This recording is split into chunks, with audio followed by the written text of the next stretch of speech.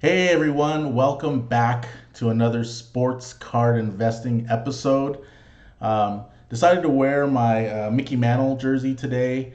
I got this jersey in New York a couple of years ago. I was visiting my sister who lived there for a few years, so got a chance to go to my first Yankee game and decided to buy a Mickey Mantle jersey. So here it is. I'm not a big Yankee fan.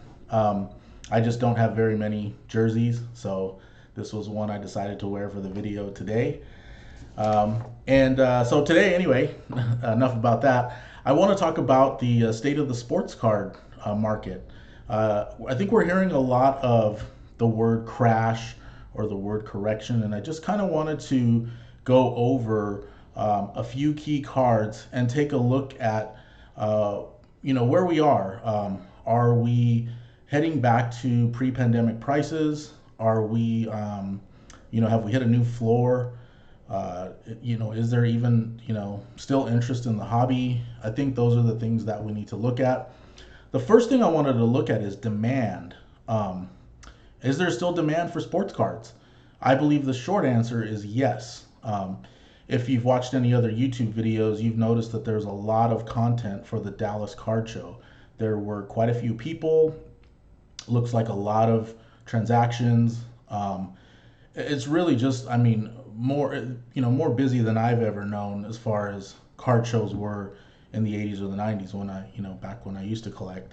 Also, I went to a card show in Fairfield back in April, so just last month, and the line was about a 2 hour wait to get into the card show. Now, it was a small room, but still, I've never waited 2 hours to get into a sports card show.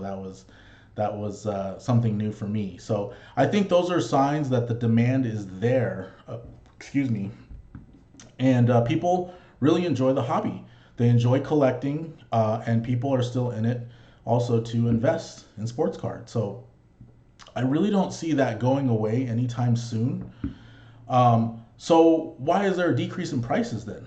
I think that's what everyone's asking, and that's why you're hearing the term crash thrown around, and some people might say correction, and that is what it could also be. So I wanted to take a look at 5 cards and see if maybe we can come to some type of conclusion as to where we are and where we might be headed. Um, One of the other things is people tend to look at the most recent peak, which happened right around February, the end of February of this year. And I think if we widen the lens and go back a little farther, we'll see, just how far we've come and maybe where possibly a new floor is. So the first card I wanted to look at was Donovan Mitchell, his 2017 base Prizm rookie card in a PSA 10.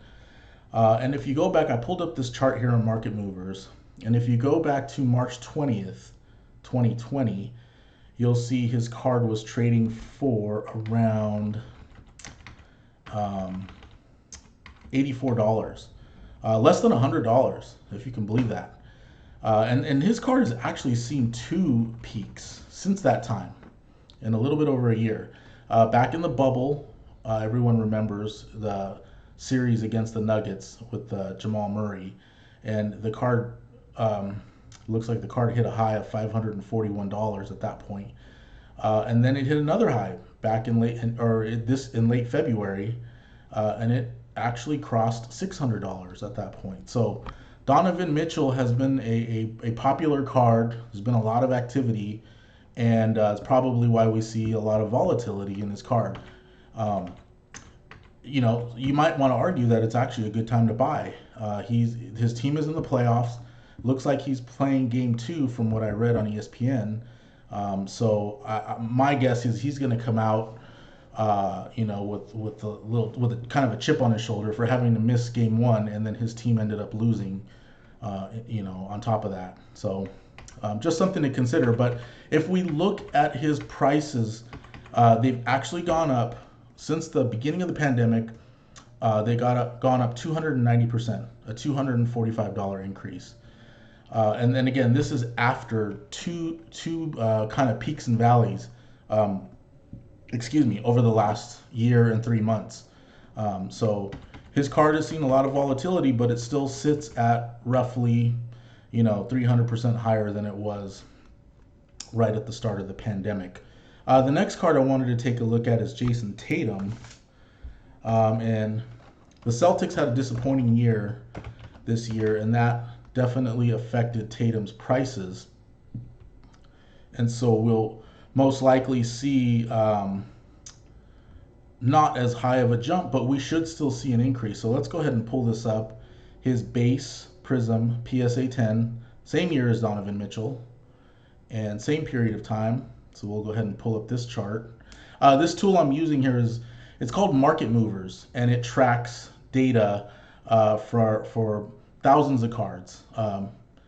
Most likely the most traded cards, and so it tracks eBay sales. It doesn't track every card, but it tracks quite a few cards, and it's easy to pull up and kind of do this type of analysis as far as price points and comparing where we are, versus however long ago you want to track to kind of get a sense of whether a card might be a good buy or not. So Jayson Tatum PSA 10, there's over 5,000. This is a pretty high pop count. And pop count is just how many of these cards were graded in a PSA 10. So this is the population of PSA 10s that exist in the world. Most collectors, if you were to ask them, they would say 5,000 is a high pop count. They think that there's just so many of these Tatums. In my opinion, I don't believe that we've seen everyone that's going to enter the hobby. I believe that there are a lot of people like myself who collected in the 80s and 90s that still haven't, that are going to get in but haven't gotten in yet. They either haven't rediscovered their old collection, maybe their kids aren't old enough yet to get into cards, and when their kids hit like 10 years plus, they might get into it themselves. But I believe that we're still at the tip of the iceberg as far as this is concerned.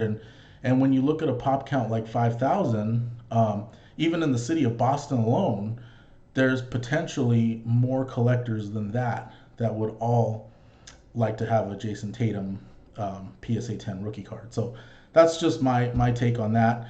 If you look at his card, it is up 73% from the time that the pandemic started, about $175. And so it sits at $412 today, and on March 20th, 2020, it was trading for around $238. So it's still seen an increase.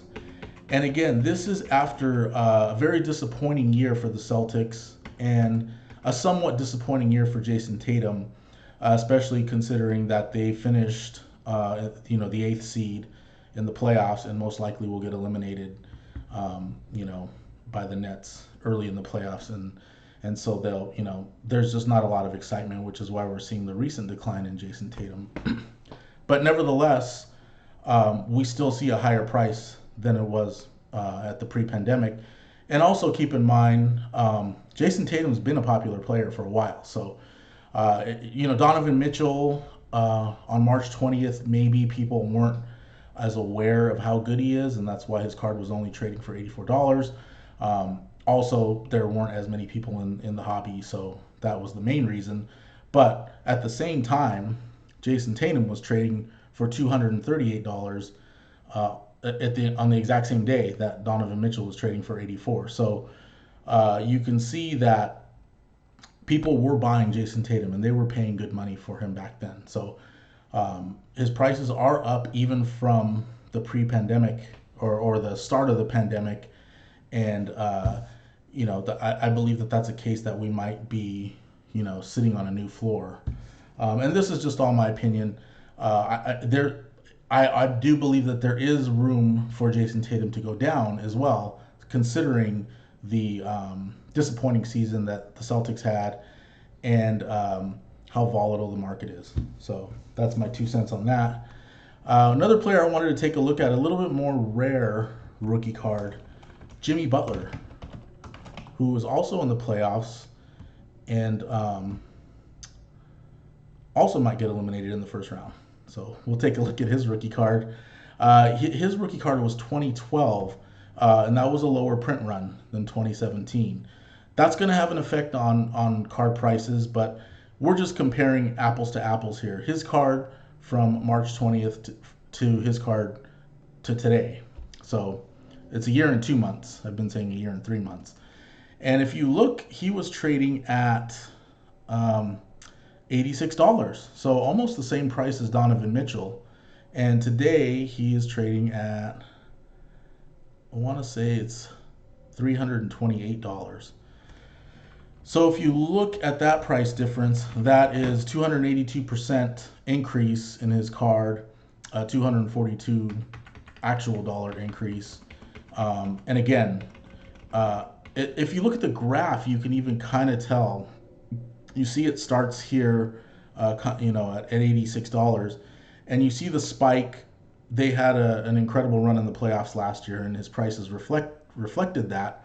The card actually hit to, got to over $1,000, 1150, which is kind of incredible to think about now. And I think these prices here were more realistic. These 500, in the $500 range. I would argue that that is actually a good price for his rookie card. There's approximately 578 of them in existence. And compare that to Jayson Tatum, where there's over 5,000.